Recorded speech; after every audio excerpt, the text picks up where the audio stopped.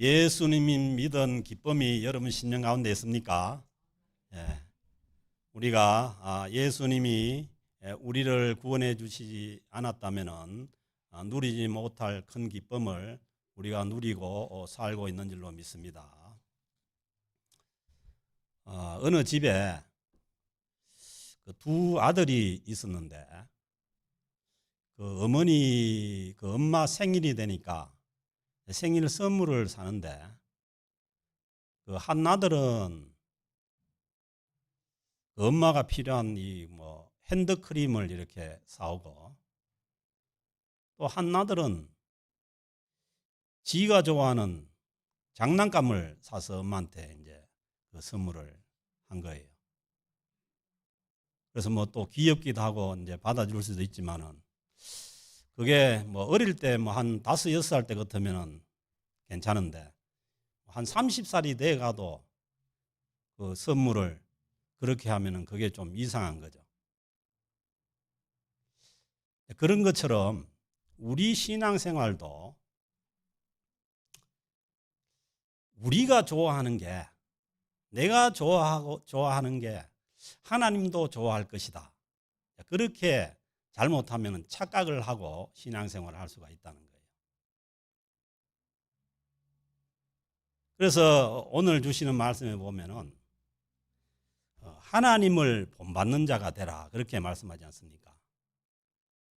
그래서 우리의 신앙생활이 이 에베소서에서 계속해서 말씀하시는 것이 그 구습으로 썩어져가는 그 옛 사람을 벗어버리고 새 사람을 입으라는 그 주제 가운데 계속해서 말씀을 주시는데 이 새롭게 된 그 새로운 사람의 신앙생활은 내가 기뻐하는 그런 신앙생활이 아니고 하나님께서 좋아하는 하나님의 그 마음에 합한 그 신앙생활을 해 나가는 것이 그것이 뭐냐 하면은 이 성숙한 신앙생활로 가는 겁니다.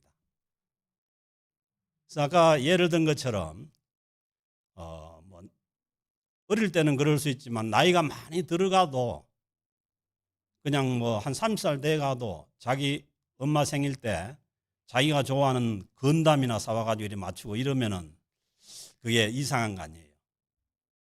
그래서 우리가 예수를 처음 믿었을 때는 뭐 내 중심으로 내 생각대로 이렇게 내가 좋아하는 그런 신앙생활을 할 수 있지만은 우리가 나이가 들어서 시간이 갈수록 성숙되어 갈수록 하나님께서 원하시는 신앙생활을 해가는 것이 이게 뭐냐 하면은 신앙이 성숙해 가는 겁니다.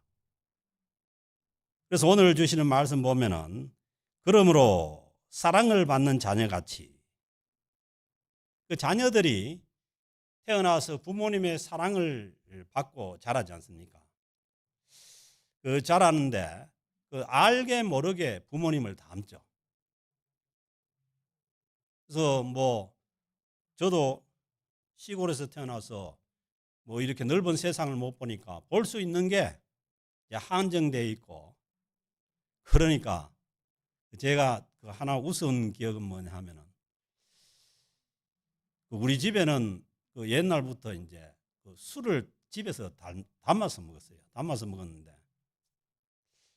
그 이제 지금 기억이 내가 정확하게 그게 어느 정도 몇 살쯤 됐을지 모르는데 그 집에 그 담아놓은 그 술이 있으니까 그 술을 내가 그냥 뚜껑을 열고 퍼먹고는 부모님한테 이제 비실비틀하다 들키면 안 되니까 그 지금 생각하면 염소집인지 닭집인지 모르는데 우리 그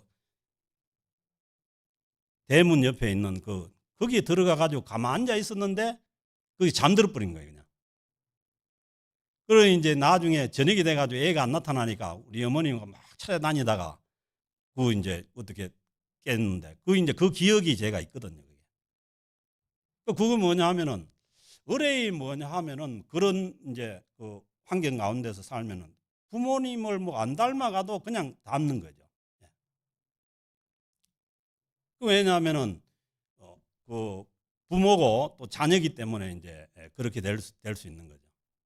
그런데 이제 가만히 생각해 보면은 우리 이 부모님을 닮는 것이 정말 내가 원해서 정말 좋아서 부모님을 닮을 수 있는 게 있다면 얼마나 좋은 거예요.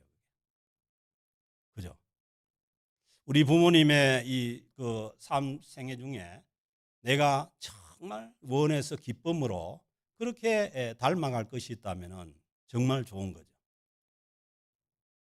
그래서 우리는 예수님을 믿고 우리가 하나님의 자녀가 되고 하나님의 백성이 되었는데, 이 하나님의 자녀가 되고 하나님의 백성이 됐다면 그 어린아이가 부모님을 닮는 것처럼 자연히 하나님의 성품을 닮고 하나님의 인격을 닮아가는 것이, 이게 뭐냐 하면은 굉장히 자연스러운 일이라는 거예요.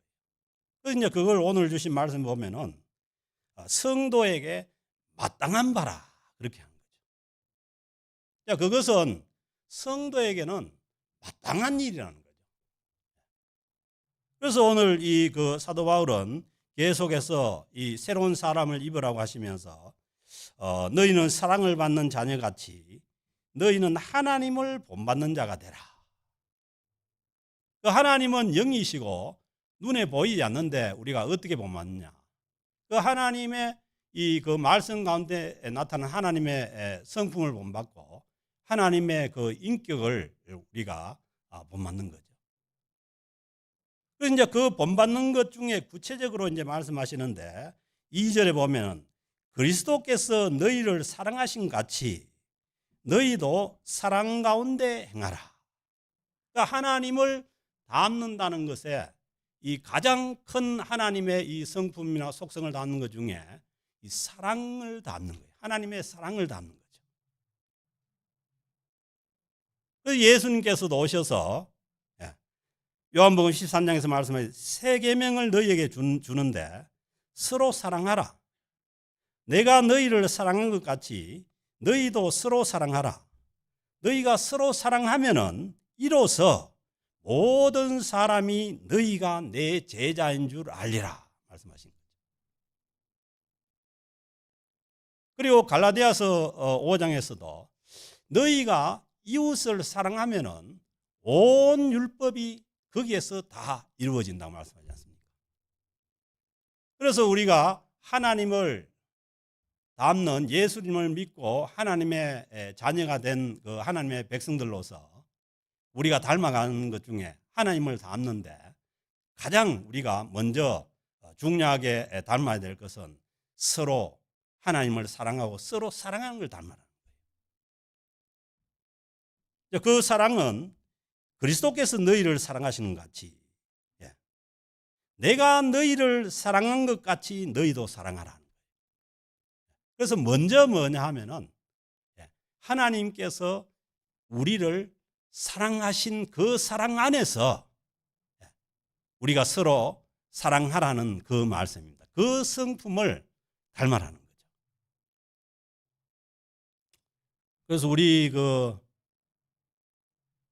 이 나눠드린 그 후드티에도 써 있지 않습니까? 우리가 사랑하면 그가 먼저 우리를 사랑하셨습니다. 하나님께서 먼저 우리를 사랑하셨기 때문에 우리가 사랑할 수 있는 거죠. 그래서 오늘 주시면 그리스도께서 너희를 사랑하신 것 같이 주님께서 하늘 보좌를 버리시고 이 땅에 오셔서 오늘 말씀에 보면은 너희도 사랑 가운데 생활을 하면서 그는 우리를 위하여, 그러니까 우리를 구원하시기 위해서 주님께서 하늘 보좌를 버리시고 이 땅에 오셔서 그 하나님 앞에 그 순종적인 삶을 사시다가 그 향기로운 삶을 사시다가 제물과 희생의 제물로 우리의 죄악을 용서하시기 위해서 희생의 제물로 하나님께 드려진 삶을 사신 거라는 거예요. 그게 뭐냐면 주님께서 우리에게 보여주신 주님의 사랑이죠. 그러니까 이 사랑은 뭐냐 하면 우리를 위한 사랑, 우리를 구원하시기 위한 사랑이라는 거예요. 그래서 이제 하나님의 이 속성 성품 중에 우리가 배워야 될 것이 사랑인데 이 사랑이 뭐 남녀 간의 사랑 그런 것이 아니라 고린도전서 13장에 있는 말씀대로 사랑은 오래 참고 그 사랑으로 서로 사랑하라는 거예요. 그래서 이건 뭐냐 하면은 내 중심적인 사랑이 아니고 자기 중심적인 사랑이 아니고 제가 처음에 말씀드린 것처럼 이 상대방을 위한 사랑이라는 거예요. 그래서 그 사랑으로 그 사랑하는 그 사랑을 배우는 것이 이게 뭐냐면 하나님을 닮는 가장 기초적인 일이라는 거죠. 그래서 그 사랑은 이 그 육체의 욕심을 따라서 하는 그런 사랑이 아니라는 거죠. 로마서 12장 1절에도 보면은 그러므로 형제들아 내가 하나님의 모든 자비하심으로 너희를 구원하노니 너희 몸을 하나님이 기뻐하시는 거룩한 산 제물로 드리라. 이는 너희가 드릴 영적 예배니라. 그러니까 우리의 삶이 하나님 앞에 드려지는 그 삶이 되는 것이 이게 뭐냐면 향기로운 제물로 사는 거죠. 우리가 신앙이 성숙되어 간다는 것은 뭐냐 하면은 자기중심적으로 내가 좋아하는 것을 하는 것이 아니라 하나님을 닮고 하나님께서 기뻐하시는 그 신앙생활을 하는 것이 이게 뭐냐 하면은 성숙한 그러한 신앙인의 모습이라는 거죠. 그러면서 이런 것은 안 된다고 말씀하시는데 그 하나님을 본받는 자가 이런 것은 안 된다는 거예요. 그 3절은 음행과 온갖 더러운 것과 탐욕은 너희 중에서 그 이름조차도 부르지 말라. 이는 성도에게 마땅한 바니라. 이 말은 억지로 하는 게 아니고 억지로 해야 되는 것이 아니라 이거는 뭐냐면 당연한 거고 마땅한 거라는 거예요. 그래서 그건 뭐냐면은 음행은 안 된다는 거죠. 음행이라는 것은 뭐 여러 가지로 생각할 수 있지만은 이것은 뭐냐면 하나님께서 말씀 속에서 정해준 이 부부간의 어떤 그 성관계 외에 나머지 모든 것은 음행으로 보면 됩니다. 우리 그 신앙인들은 복잡하게 생각할 게 없어요. 하나님께서 창세기 2장 24절에 말씀하시기를 남자가 부모를 떠나 아내와 연합하여 한 몸을 이룰지니라. 그러면 남자와 여자 간에 이 한 몸을 이루는 거죠.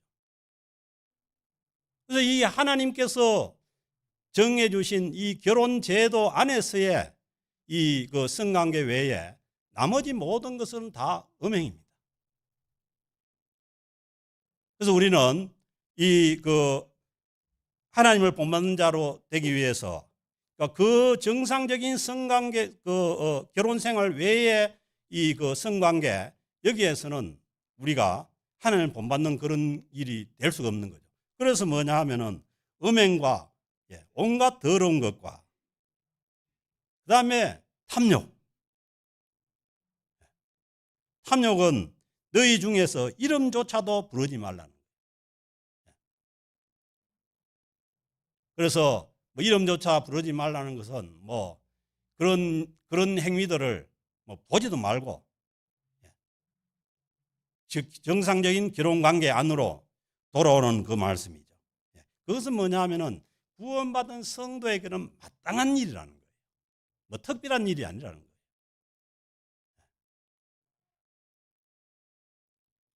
왜 이제 바울이 이 그 하나님을 본받아라고 하면서 이 말씀을 주시냐 하면은 이제 배경이 있는데 그때 당시에 이 에베소 지역에는 그 아데미 신전이라는 신전이 있어요.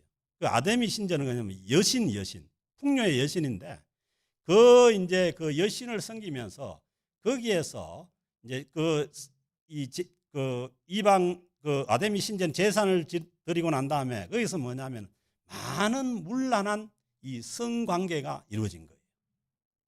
여러분들도 그 로마 역사 가운데 보면은 뭐 영화에서도 보면은 그 로마의 이 성적 문란함이 아주 그 대단했잖아요.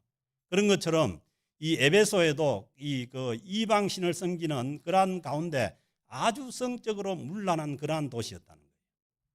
그래서 사도 바울이 이 하나님을 본받는 자가 되라고 하면서 이 에베소 성도들에게 음행과 온갖 더러운 것과 탐욕은 너희 중에서 그 이름조차도 부르지 말라. 그들이 이방신을 섬기고 하는 그러한 그것에 대해서 이름조차도 부르지 말라는 거예요. 그것은 뭐냐 하면은 구원받은 성도로서 이 새로운 사람을 입고 살아가는 사람들의 이건 마땅한 거라는, 당연한 거라는 거예요. 아멘. 그래서 우리는 이 정상적인 결혼 생활 가운데 우리가 모든 그 성생활과 모든 것을 해나가야 되는 거죠. 이제 잘못 생각하면은 이걸 이제 곡해하면은 이 정상적인 성생활까지도 이걸 뭐냐 하면은 이 죄악시하는 이런 쪽으로 가면은 이게 안 되는 거죠. 하나님께서 허락해 주신 이 결혼 관계 안에의 성생활은 하나님의 어떻게 보면은 우리에게 주신 어떤 좋은 그러한 복이죠. 그런데 이 정상적인 것을 넘어가서 선을 넘은 그러한 것은 음행이라고 하고 그것은 뭐냐 하면은 안 된다는 것입니다. 그리고 이 거기에 덧붙여서 누추함과 어리석은 말이나 이게 뭐냐면 연속으로 나오는 것을 봐서 이 말들이 어떤 말이냐 하면은 이 그 성적인 것을 말하는 이 타락한 그런 말들이죠. 그래서 천한 이런 누추한 말이나 이 어리석은 말, 이 어리석다는 이 말은 뜻을 보면은 가치가 없다는 거예요.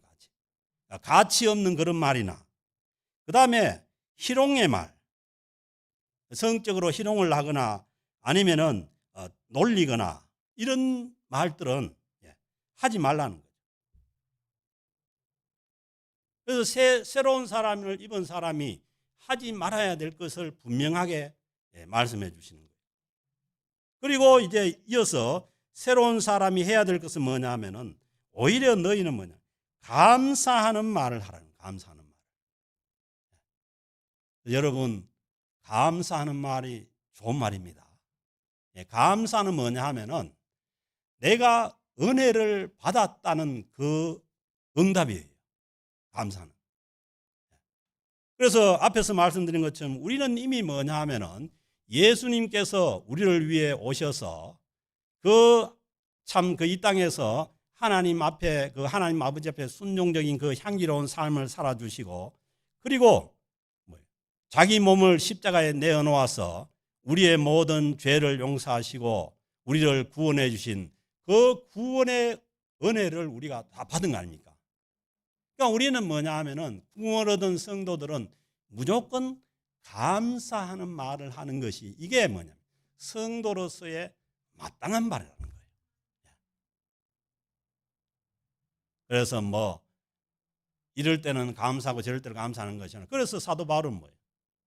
항상 감사라고 하죠. 범사에 감사라고 하지 않습니까?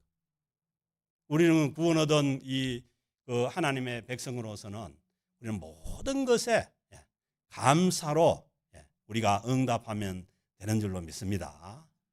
그리고 버려야 될 것은 철저하게 버려버리고 5절에 보면 너희도 정녕 이것을 알거니와 그 사도 바울이 그때 당시에 문란한 그러한 그 로마 시대의 이 에베소 지역의 그 성적인 그러한 그 문란함에 대해서 성도들에게 경고를 주시는데 이것을 알거니와 음행하는 자나 정상적인 그러한 성관계 외에 그러한 성적인 행위를 하는 자나 더러운 자나 탐하는 자나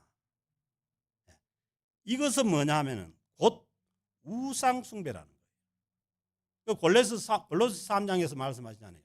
탐심은 뭐라고요? 탐심은 곧 우상 숭배니라 그렇게 말씀하지 않습니까? 그래서 이 우상이 다른 것이 우상이 아니라 하나님 위에 두는 모든 것이 우상입니다. 그래서 그런 모든 것들을 버리라는 거예요.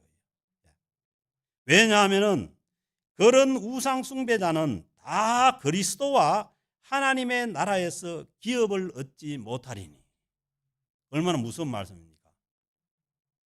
하나님 나라의 기업이 없다는 거예요. 그래서 우리는 그런 지금도 이 시대도 얼마나 이 성적으로 문란합니까? 참 이름을 들지 말라 하니까 다 들기 어려운데 그런 데서 끌려서 그렇게 가는 것이 아니라 오늘 우리가 이 주신 말씀대로 이 하나님의 이 그 심령이 새롭게 된 사람으로서 그 모든 것을 버려버리고 다시 하나님의 진리 가운데서 이 하나님의 나라의 이 그 기업을 누리면서 살아가는 우리 모든 성도들이 될 수 있기를 바랍니다. 그래서 돌아오려면 심령이 새롭게 성령 안에서 심령이 새롭게 돼서 거기에 잡혀야 되는 거예요. 그래서 이 다음에 주시는 말씀이 뭐냐면 성령 충만함을 받으라는 거예요. 성령의 지배를 받아서 거기에서 버릴 것은 버려버리고 하나님의 나라의 이 기업을 누리면서 살아가는 우리 모두가 될 수 있기를 주의 이름으로 축복합니다. 누구든지 헛된 말로 너희를 속이지 못하게 하라. 그러니까 이게 뭐냐면 우리가 속임을 당하고 사기도 그래. 사기 당하는 게 그냥 당하는 것이 아니라 우리 마음속에 탐심의 뿌리가 있기 때문에 그래요. 이제 제가 늘 말씀드린 것처럼 누가 돈 빌려달라고 이자를 20% 이상 준다 하면은 그거는 사기라고 보면 돼요. 저는 제 주변에 그렇다니까요. 목사님 중에도 그걸 당한 사람이 있어요. 이자를 많이 준다 하니까 돈을 갖다 맡겨가지고 한 두 번인가 이자 받아 먹고 다 떼버리고. 저번에도 말씀드렸지 않습니까? 제 친구 전화 왔는데 5억이 날아갔다. 그걸 참 잘 관리했으면은 너무나 좋은 일에 그렇게 쓸 수 있는데 그걸 과도한 욕심, 탐심을 부리다가 그게 뭐냐? 이 탐심에 이끌린 거죠.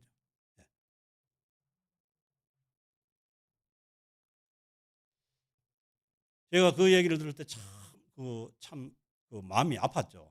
하지만은 그러나 왜 그렇게 됐을까 생각해 보면은 이거는 뭐냐 하면은 탐심이 있었기 때문에. 그래서 그런 탐심이 있으면은 거기에 뭐예요? 헛된 말에 속아 넘어가는 거예요.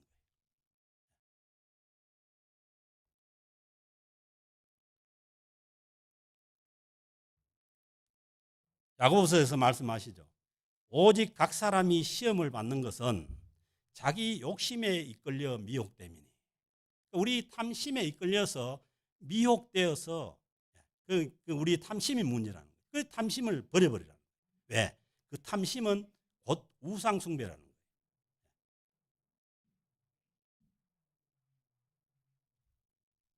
그래서 그 탐심으로 말미암아서 너희를 속이지 못하게 하라. 이로 말미암아 그 탐심으로 그 헛된 말로 속임으로 말미암아서 하나님의 진노가 불순종의 아들들에게 임한다는 거예요. 그래서 욕심이 잉태한 적 죄를 낳고 죄가 장성한 적 어떻게 된다고요? 사망이 된다는 거 아니에요. 그 뭐냐 하면은 욕심에서 출발해서 미혹되어서 그게 죄가 되고 그리고 죄가 장성해서 사망은 뭐예요? 멸망의 길이에요. 그래서 하나님의 진노가 그 불순종의 아들들에게 임한다는 거예요. 그래서 우리는 우리를 유혹하는 그러한 탐심의 모든 것들을 버려버리고 우리가 이 하나님의 진노 가운데서 해방되어서 진정한 주님 안에서의 진리 가운데 자유를 누리는 우리 모두가 될 수 있기를 바랍니다. 그러므로 그들과 함께하는 자가 되지 말라. 그런 이 문란한 그 성행위 가운데 있는 그런 우상숭배라는 이방신을 섬기는 그러한 자들과 함께하는 자가 되지 말라는 거예요. 그러니까 이것은 뭐냐면 우리가 그 사람들도 전도의 대상이고 구원의 대상이니까 구원해야 되죠. 그 사람들도 우리가 주님께로 인도해야 되지만은, 그러나 그들이 하는 그러한 이 잘못된 이러한 그 행위들에 대해서, 그들의 이 죄악된 행위들에서, 그 행위에 대해서 함께하지 말라는 거예요. 아멘. 이걸 잘 구분해야 됩니다. 우리가 이 죄인들을 만나서 그들을 구원해야 된다고 하지만은, 그러나 그들이 행하는 그 죄악된 그러한 행위들에 대해서 우리가 같이 할 이유는 없는 거죠. 그래서 이제 시편 1편에 보면 그렇게 말씀하지 않습니까? 복 있는 사람은 악인들의 꾀를 따르지 아니하며 죄인들의 길에 서지 아니하며 오만한 자들의 자리에 앉지 아니하고 오직 여호와의 율법을 즐거워하여 그의 율법을 주야로 묵상하는 자로다. 아멘. 그래서 우리가 악인들의 꾀를 따르지 않고 죄인들의 길에 서지 않고 오만한 자리에 앉지 않으려면 하나님의 말씀을 묵상해서 하나님의 말씀 가운데, 하나님의 이 말씀의 진리 가운데 붙잡혀 있어야 되는 줄로 믿습니다. 그래서 날마다 우리는 주님의 말씀을 묵상하고 그 진리 가운데로, 악인들의 꾀를 따르지 않고 죄인들의 길에 서지 않고 오만한 자리에 앉지 않는 그 진리의 길로 예수 그리스도 안에서 새로운 사람으로서 살아갈 수 있는 저와 여러분 될 수 있기를 주의 이름으로 축복합니다. 하나님 아버지, 감사합니다. 저희들을 사랑해 주셔서 주님의 그 핏값으로 우리를 주님의 자녀 삼으시고 백성 삼아 주시니 감사드립니다. 하나님, 우리가 주님의 이 진리 가운데 붙잡혀서 주님의 그 사랑 가운데서 행하여 우리가 진리 가운데로 생명의 길로 갈 수 있도록 하나님 우리를 인도하여 주시옵소서. 그리하여서 우리 모두가 하나님의 나라를 기업으로 받는 주님의 거룩한 백성들 다 되게 하여 주옵소서. 감사드리며 우리 주 예수 그리스도의 이름으로 기도드립니다. 아멘.